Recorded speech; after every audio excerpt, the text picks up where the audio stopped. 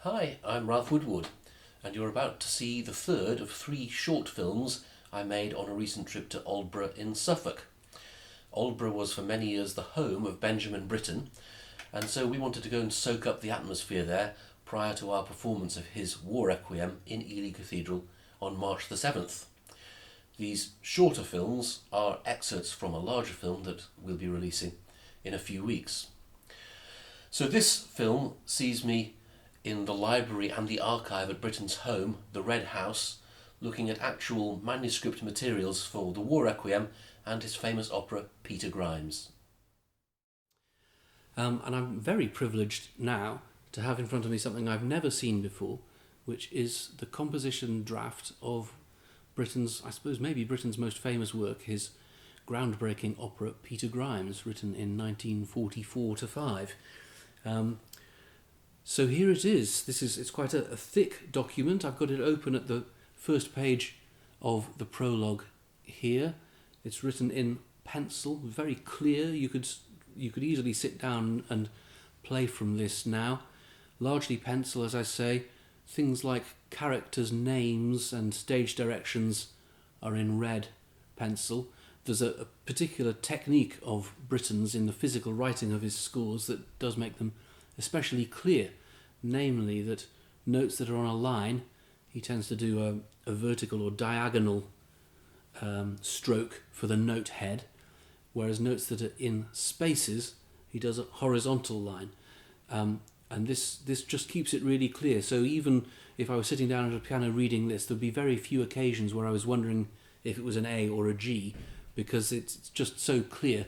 That was all part of Britten's amazing professionalism. So I'm amazed to be allowed to look at this. I was especially amazed to be allowed to turn the first page. But here it is, Peter Grimes. And we also have some sheets of manuscript associated with the War Requiem itself. So this here in front of me is a draft of the opening of the Sanctus. So we have, well, it's very much as you see it in the end.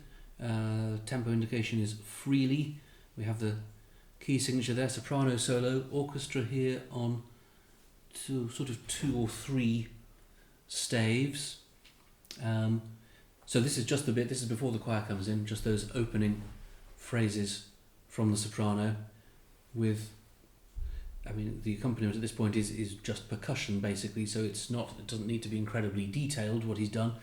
But you get a sense of the shape, and it does say percussion, it says bell, and all of the tempo stuff, these slow accelerandos and crescendos, that sort of effect on the percussion is very clearly notated here right from the start.